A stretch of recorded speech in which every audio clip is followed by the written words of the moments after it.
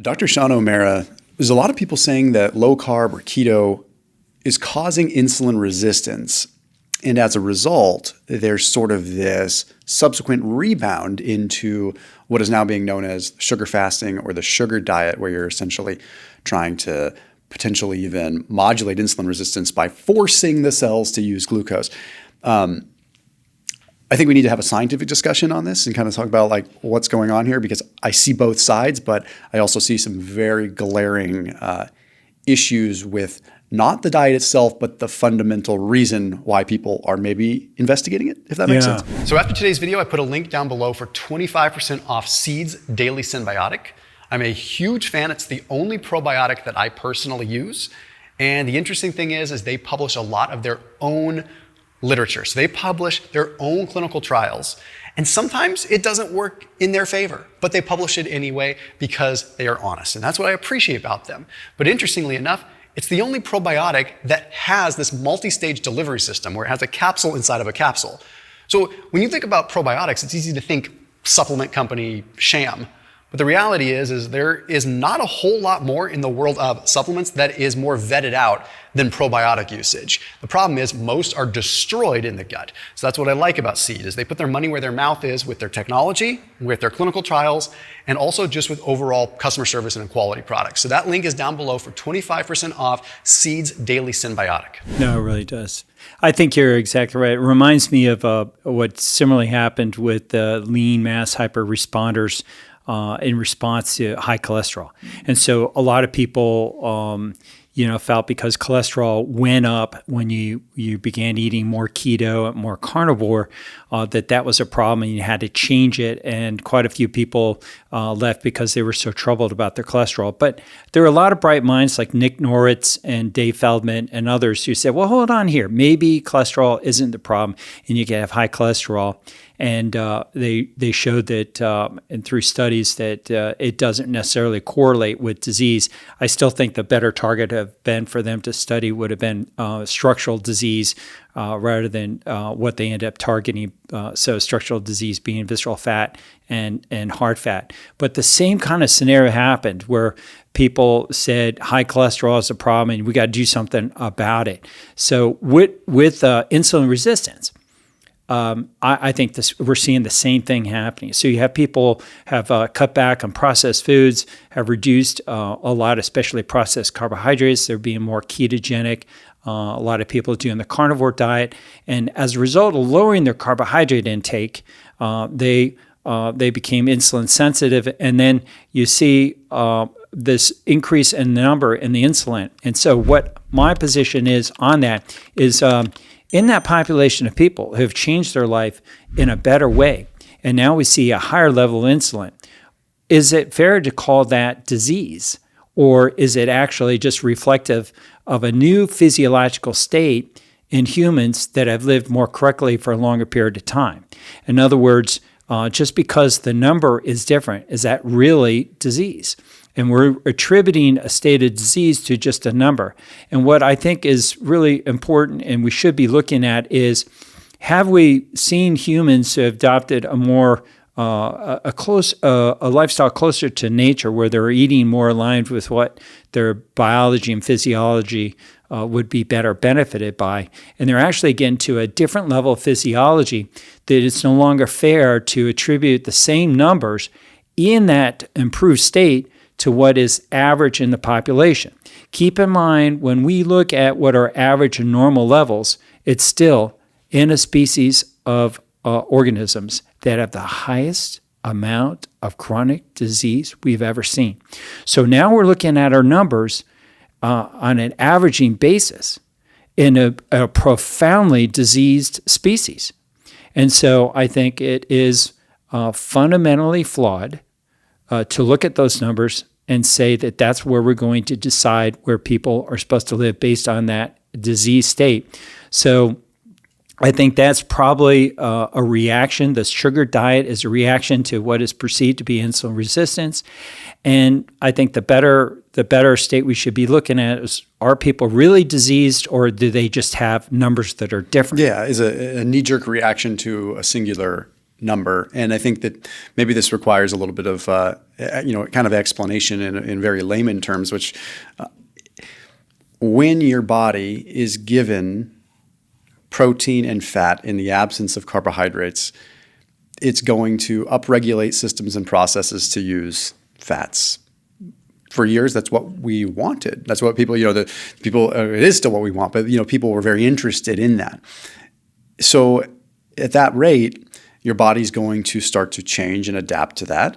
And perhaps this insulin resistance, which is more peripheral insulin resistance or, basically a form of glucose intolerance that is adaptive. In fact, there's actually a term called adaptive glucose intolerance, which is just this. It's where your body is saying, hey, let's preferentially use fat and downregulate the utilization of glucose. This may be, who are we to say that this is not actually the preferred state? This is all highly 100%. subjective. So it's the same thing as it's almost highly, it's correlative based on data that is coming from large, huge amounts of metabolically unhealthy people that we say high glucose, high insulin equals bad. Now, obviously that can be seriously problematic, but then there's also the situation of a really good metabolically healthy person with low levels of visceral fat, great activity levels, great just overall health, and they might have fasting insulin that's not chronically super high, but a little higher, and their glucose a little higher. My fasting blood sugar is around 100, which to some people would be on the scale of being a little bit high. But every single other metabolic marker is right in line. And it's that way because I eat pretty low carb, and that is a physiological adaptation. If that's following what I'm saying. 100%. Yeah. So we have an adage in medicine, it's called treat the patient, not the number. Because sometimes, numbers just don't make sense. They don't apply to that particular individual. And I think there is a little bit of a need to generalize people like yourself and myself and others that have been predominantly eating a health strategy where we're just not going to have the same dependence and use on carbohydrates, and we're going to be more fat dependent and less reliant on exogenous glucose coming into our diet. And as a consequence, we have changed. And so I think it was a mistake for a lot of people to say that insulin resistance elevated or even glucose elevated. And that's why I don't even follow blood sugars, glucometry. I did it for about 4 years, but those numbers go up and down, and the numbers really, it changed so much. You need to do an N of 1 where you're looking at an individual instead of trying to relate their particular number to studies with larger numbers of people. I think it makes a lot more sense to do an N of 1 where you look at what has a far higher yield in an individual, which is structural disease, fat around their heart, fat in their muscle, where their muscles are beginning to marbleize and replace muscle tissue with this inflammatory fat, and then visceral fat. So the sugar diet, I think, is a well-intended effort on the part of people to address insulin resistance. And then certainly there are some people that probably concomitantly have some symptoms of something that they find objectionable, that they're problematic about. But I'm not sure that the answer is going to be met, and I think we need to collect the data that those symptoms are going to be abated, or whatever condition might be responsible for whatever they have. Maybe it's lower energy, or they're not, whatever they're claiming has gone wrong, by adding the sugar diet. And so, and it is interesting. I follow Mark Bell. I've been on Mark Bell's show. Really respect him. He's a really nice guy, an intelligent guy. But I think the sugar diet is an effort to try to address what is perceived to be insulin resistance. He describes the sugar diet as sugar fasting because, in one way, that's very appropriate because they're not eating fat, they're not eating protein, and so they're fasting in that sense. But they're relying on now exogenous carbohydrates from a variety of different sources. The concern I have from the sugar diet or sugar fasting, however you put on it, is glycation. So advanced glycation end products. Just mentioned that in the video yesterday. Yeah. Are just dramatically enhanced through the addition of these carbohydrates in there. And I'm not prepared to say, because I'm still collecting data, and I'm actually going to be filing some intellectual property shortly from my practice on what I see happening physiologically in people that are doing the sugar fast or sugar dieting. They're actually changing certain things in their body. And once we, and the reason why, I'm not going to mention it, because if I'm correct about it and it becomes a valuable tool, you can't get a patent on it. If you can't get a patent on it, do you know what it means? Can't be used to help out humans. I've been in there. Our medical practice before developed something. We went on the internet, talked about it, gave it away because we were being noble. And now not a single company will use this life-saving, health optimizing technology because you can't get a patent. So that's the real. I don't want to try to make money. I want somebody else to make money off this thing. But unless there's money to be made on something, it really doesn't get out and get promoted where it needs to be promoted. But the sugar diet, I think, is going to be something that is a bit of a fad. I think people, it might sustain itself in the point that episodically intervals where you have a more, I think, more of a natural adaptation or application for the sugar diet, where maybe you consume fruit for a short period of time seasonally at high levels of carbohydrates for that application, but not something that ultimately you want to stay on. And I get the impression that a lot of people are staying on it and want to stay on it, but the glycation and the downside to it, I think, is something that's being underappreciated. And I also worry about the contribution of more visceral fat and more fat within the muscle.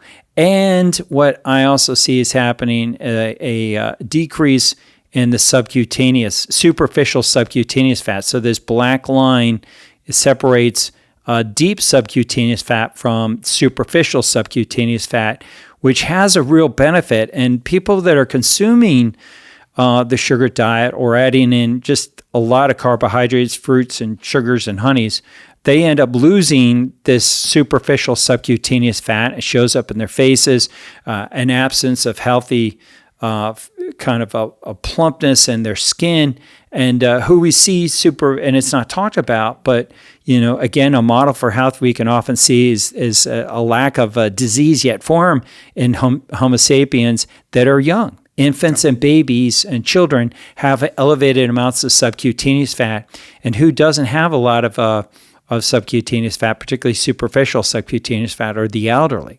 And so the elderly generally are burdened with more disease. They don't have as much superficial subcutaneous fat. So I'd say to my fellow human beings out there doing the sugar diet or sugar fasting, what's happening with your superficial subcutaneous fat?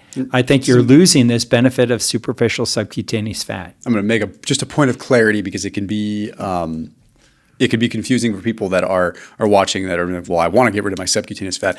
What Dr. Sean O'Mara is talking about is not like the nasty kind of fat hanging on your body. We're talking about like a very thin layer that you would normally have in your face when people start to look more gaunt, or when people like where you just have paper thin skin so we're not talking about fat deposits around your midsection. Yes, we all enjoy getting rid of that. We're talking about the subcutaneous fat. That's a very thin layer that barely makes a difference in your body fat percentage, but it's highly imperative that you don't lose that. Yeah, because it and represents. And the reason why you want some of that fat, even though bodybuilders want to completely eliminate it, is there's a molecule in that superficial subcutaneous fat called adiponectin, ADIPONECTIN. Adiponectin is very protective against disease. It decreases mortality from heart attacks, strokes, obesity, cancer, diabetes, neurodegenerative conditions, Alzheimer's, ALS, MS, dementia. So adiponectin is this very beneficial molecule, and I'm going to guess because of the rather relatively, and it's an interesting time, right? You and I are alive when this interesting diet is taken off. I think we should be looking at what is happening besides structurally to superficial subcutaneous fat, also biochemically to adiponectin. Does the inclusion or adaptation of the sugar diet or sugar fast end up disrupting through laboratory studies levels of adiponectin. It's too soon to tell. I mean, it's an interesting time that we're involved in, but I think its prevalence and its attraction and how it's being widely adopted warrants people like yourself and myself commenting about it so that we have an educated approach and are looking at all the angles here. And I'm not even here to bash it. I'm here with a curious mind, because I think that dropping protein to the floor occasionally, like you would do with a regular fast, has benefits because you have just even contrast, right? And the elevation of, again, this molecule that's talked about a lot. I don't want to stretch and say it's overhyped. It might be getting overhyped a little bit because it's very mechanistic. But this FGF21 thing is pretty interesting. But FGF21 elevates after a prolonged fast, but also tends to elevate when in the absence of protein and presence of particularly sucrose, at least in the literature. Correct. Could there be a metabolic short-term kind of acute hyperdrive that happens with it? Yeah, absolutely. But I encourage people to look at things as short-term, like maybe this works for people in a very short-term stint. I'm not here to say it doesn't. I'm not here to say it works or it doesn't work. I'm here to suggest that we need to like my father-in-law used to always say, and is just a great thing is, you got to look on the other end of a rope before you pull on the rope, right? And like, when you pull on that rope, like, is there a big, hairy beast that's going to attack you? So it looks like just a benign rope, but sometimes you got to think about what's on the other end of that rope. And with the same reason that we get concerned about, okay, low carb or keto is making people glucose intolerant. Wouldn't that beg the same sort of inverse situation where if you're reducing fat intake for a long period of time and going high carbohydrate, that then you're going to become lipid intolerant, which means when you do continue to eat fats, are those fats not going to get utilized? And then fats pooling in the bloodstream is arguably going to be really bad. So if we're, and I'm not even saying that that's really even going to happen, but I'm saying if we're having this hypothetical discussion about this, then the same argument could be had in a potentially more detrimental and dire situation where lipids are accumulating in the blood. Not just sugar. Sugar's bad accumulating in the blood, but at least we can deal with it. Lipids accumulating in the blood, like, we're not just going to pee those out. Yeah. So you see what I'm saying? No, I do. And I don't think there's been any studies that come to mind that look at the consequence of in terms of increased lipidemia, where you have these elevated amounts of fats because of lipid resistance, that similar to glucose intolerance and resistance. And I don't even know if it's a thing. Is lipid resistance a thing? Yeah, I don't think it's been appropriately studied. But one thing it does remind me of the sugar fast and sugar diet is because of the low protein and low fat. And there are variations. Some people are eating a little bit and wax and wane. But let's face it, it's predominantly a carbohydrate diet, oftentimes fructose. And then you have the absence of fat protein. It reminds me very much of fruitarians. So fruitarians that we've looked at who eat that kind of a diet, why, I guess from a palatable standpoint, it has people attracted to it and the island mentality and kind of chill, whatever. But, they don't get appropriate fats, they don't get appropriate protein, and they end up dying. I mean, they have appalling amount of sarcopenia. Yeah. They have almost no fat, so they're lacking their subcutaneous fat. They're gaunt, and then they just become in this disease state, and it kind of, it's the weirdest thing, Thomas. They just get all this disease and then they die. Yeah. And then you have people on the internet kind of making fun of them. Well, I don't think we need to make fun of them. I think it's body dysmorphia. People can eat in incorrect ways. They don't have the influence of other people telling them, look, if you can't sprint fast and you can't do push-ups and you can't fight or flight, you got some problems, that are wrong in your life, and you need to adopt a lifestyle where those things are available to you and that you're actively engaging in them. And fruitarians didn't have that present. They don't, if ones that still exist today. And I think we're ultimately going to see a decline in the performance of people that sustain themselves in a continued manner on the sugar diet and sugar fast. But it is fascinating to watch. I'm right there with you. Look, I'm a health optimizing physician. It is my mandate to figure out the very best strategies for optimizing human beings. And if it is a permissible use of carbohydrates from the best sources that we can figure out for a period of time, even if it is a relatively long period of time, I want to follow that science because that's my passion, to reverse disease and optimize the health of humans. Do you mind if I use this time in an interview to kind of explain what I would, in my opinion, suggest? Like probably if someone, because people are going to do this one way or the other, right? So I would rather give maybe some insight as to if it was me and I was curious about doing this, here's how I would go about it. Sure. Because I feel like, it won't bother me. Again, I feel like we're in an era where people just, they do want to try things, which is actually good. So I think I'm careful not to squelch things because some people have said you need to do videos on the sugar diet. Other people have said if you do another video on the sugar diet, I'm unsubscribing. I don't want to hear it. But I think that it's just like your Hippocratic oath. It's my duty to actually explore these. Oh my things. gosh, yeah. So I think that a sugar fast my mom used to do fruit fast, juice fasts. She used to do that occasionally. She was a very healthy person. She used to intuitively, when I was a little kid, I remember her being like, I'm going to do a 1 or 2 day juice fast. I just feel like I need to do it. And, she would come out of it and then she'd go right back to eating lots of meat. My mom always ate lots of meat. And it was like a thing, right? She intuitively would listen to that. And from a biological and a natural sense, that does make occasional sense. And I feel like if someone, so we need to understand real quick what uncoupling does and all this mitochondrial without getting too scientific. Mm-hmm. The way that I would describe the sugar diet and what is happening with FGF21 is in the words of Ben Bickman talking about uncoupling, which I think is great. It's like the transmission, right? So you've got, let's say your foot is on the gas pedal and you're in 6th gear and you're going 90 miles an hour, okay?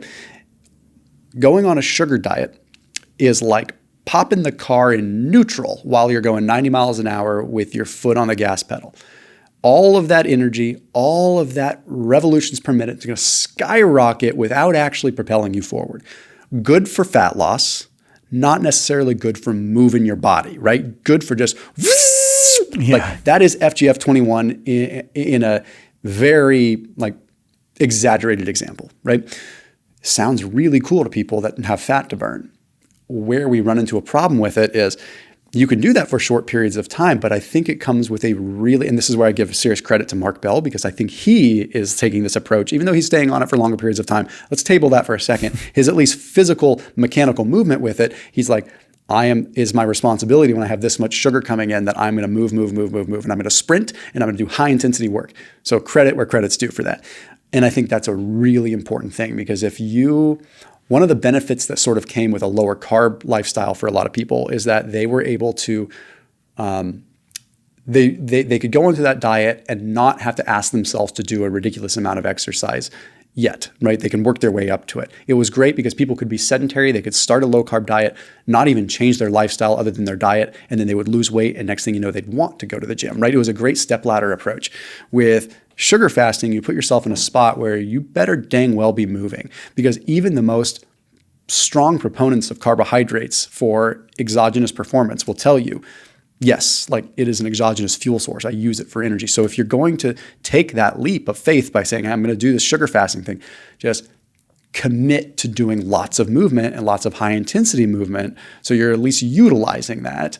And not from a blood sugar standpoint, but from just a pure stimulus on the muscle because demand. Exactly. There you go. Demand.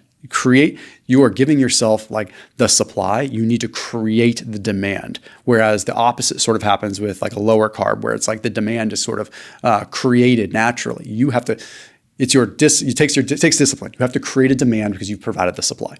Yeah, no, I think that's a really good bit of counsel and advice. And I concur. I completely concur. If you're going to do the sugar fast or sugar diet, that you need to be adopting that kind of maximum intensity, working out, utilizing it. Credit to Mark Bell because I think he is doing that. And Mark has been doing, I've been following Mark for a couple of years now, a lot more sprinting, and he's getting away from He's doing more sprinting and less running.